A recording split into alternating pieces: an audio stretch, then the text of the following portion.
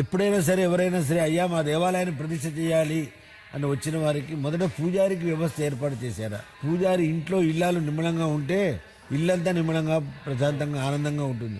అదేవిధంగా గుడి కట్టడం గురించి కాదు, గుడి కడుతూనే ఉంటే చందాలు ఎవరైనా ఇస్తారు, సమాధి కడతామన్నా ఇస్తారు, కానీ పోషింపబడాలి, గుడి కట్టి వదిలేయకూడదు.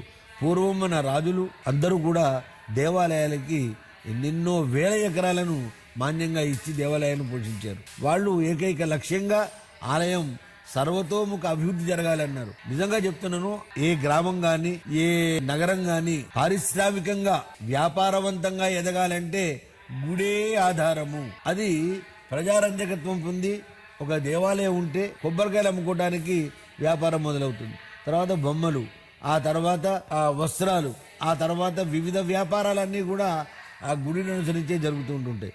టూరిజం అభివృద్ధి చెందుతుంది. దేవాలయం ఉంటే టూరిజం అనేటువంటిది అభివృద్ధి.